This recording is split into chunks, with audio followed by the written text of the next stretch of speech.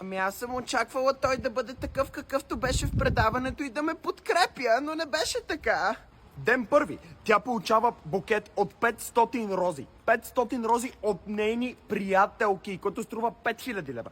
После след това, изведнъж спря да ми отговаря и на следващия ден ми казва: "О, извинявай, заспала съм." Как ще си заспала, като телефонът ти е така тук, бе? Ден 3. Най-важният ден. На 7 март, вечерта в 10:30 тя ми пише: "Лека нощ." Не е ли твърде рано за лека нощ? Няма ли да ходиш да комбинираш с приятелки? И тогава тя ми отговори: "Ами аз сега съм в Истанбул." И тогава вече изобщо спрях да вярвам на всичко. Сега ще представя как стоят нещата от моята гледна точка.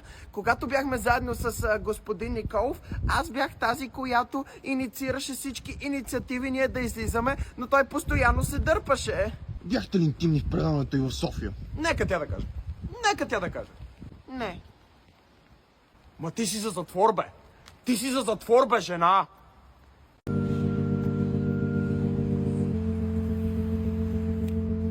Бате, как ще падаме от тя? Не мога повярвам, бе! Няма купа, няма титла, няма даже ЦСК. Айде на барашчета! Бате, 100% дъспа не ни дадоха в 90-та минута. То Кабаков как не го е срам, дори не отида да гледа на вара, бе, брато!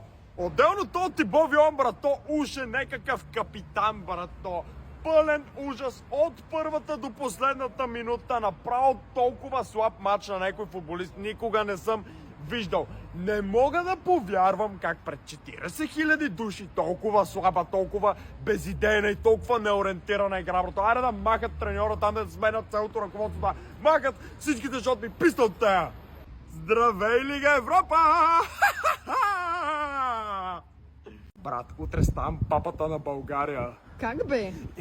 Как? Значи лично се познавам с президента, имам връзчици там, нали знаеш, и с всички политици, и утре официално ме коронясват за новата папа на България. Папа Коко Стоев, разбираш ли, това ще е топ! Другата година отивам да уча в Харвард. Как бе? Ти имаш само тройки. Бе, ти мани ги тройките, бе. Майка ми е най-добрата приятелка на Доналд Тръмп, разбираш, и оттам ще ме уредат да уча в най-престижния университет в целия свят, въпреки че съм най-слабият ученик в класа. Не е честно! Ма няма честно и нечестно в този живот, особено когато имаш връзки. Ти си връзкар и тежък тарикат. Здравейте, приятели! Днес ще говоря за може би най-големият проблем в българското общество – войната по пътищата. Всеки ден чуваме за нови катастрофи, загубени животи и разбити семейства, потопени в болка. Голяма част от катастрофите настъпват вследствие на каране с превишена скорост. Това да караш с висока скорост не е готино, защото преди всичко шофирането е отговорност. Един ден може да е Сяна, друг може да си ти. Нека спрем агресията по пътищата. Нека караме бавно и разумно, защото всеки живот има значение.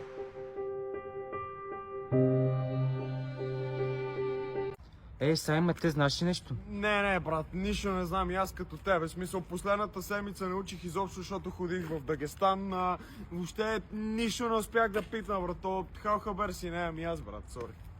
Колко имаш на теста, бе? 6 ти? Как така имаш 6, аз имам двойка? Брат, явно ти си бил по-трудната група. В смисъл, аз не очаквах, че ще бъдат толкова лесни въпроси. Що ми помогна, бе? Зубър! Къде учиш, бе? Първа английска елита, бе! Фел са на всичко и всички, бе! Това е мега мизерно училище с мега беден директор. Чакмаков ли, бе? Чакмаков е old money, милиардер, само че наноси европяна барбари. Виж Чакмаков си един много сериозен човек, брато. Има сума ти кинти, кара Порше Макан, може да те купите, продаде 100 пъти. Какво ми за госпожа Иванова? Маня бе, брато.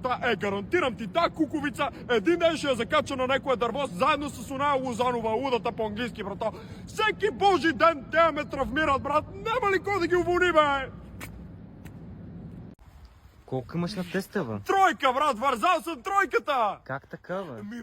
Брато, и аз не знам, смисъл, нито съм учил, нито успях да препиша от някой, брато. Просто го играх на тото от първия до 20-я въпрос, брато. И забележи, бил съм на една точка от двойката, брат. Измакнал съм се тотално по тънката лайста, брато. Това е най-легендари момента ever, бате! Еса, тук Имам чувството, че съм спечелил световното, брато. Айде, бе! Децата до 15 години без достъп до социални мрежи.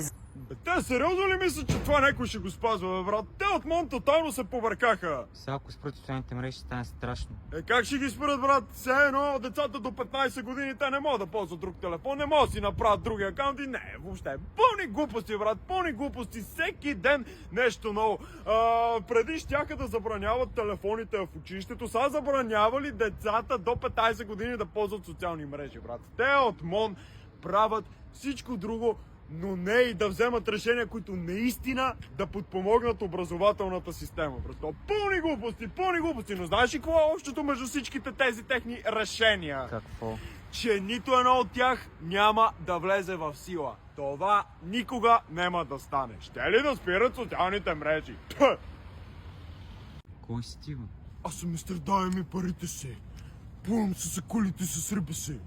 Комисар хвали сестрите си. На колко години си? Как изглежда ново ти гадже, бе? Тя има ангелско лице, но е демон в лекото. Тя ми остави сувенир, да ме забрави си белото. Какво хвърчи около тебе, бе? Пакети, банкноти, фърчат около мен, откакто съм дете. Арести, виновни, задържат около мен, въобще не. Следваща станция – Медицински университет. Къде учиш, бе? В медицинския много ясно, бе. Не изглеждаш много щастлив. Брат, няма щастлив човек, който да учи медицина. Смисъл на този свят мъките на две неща нямат край. На националния отбор по футбол и на студентите по медицина. Спукват ни, брат. Ти сам си го избра. Да бе, така е, брат. Обаче хората, които не учат медицина, какво учат? Те какво правят през годината? Седат и си живеят живота, а нас тук ни тероризират. Какво толкова учите? Анатомия! Анатомия! Това ми е най-омразната дума, брат. По това трябва да уча 24/7, иначе няма да го изкласат това никога, бате. А къде ти е престилката? Забрал съм си, брата, сега имам упражнение. Те са то ще ме нарочи, бате. Небе. Абе, брат, тай нанес оценките по математика. И колко имаш? 4, брат, как е възможно това, бе? Аз си реших абсолютно всичко вярно отгоре до долу. Преписах от зубарите, естествено, но това вече е друга тема. Ама как е възможно това нещо, бе, брато? В смисъл, това е мега странно, това нещо пак или не се е наспала, или не си е пила хапчетата. Как ще имам 4, бе, брато? Само да ми падне колко се караме в часа. Ще я направя тази на 2 стотинки, брато, абсолютно нищо не преподава, там само се прави на интереса. Сигурен съм, че ми е било за шестица, но ми е писал 4. Ако не ми напише шестицата, тя повече няма да е учителка.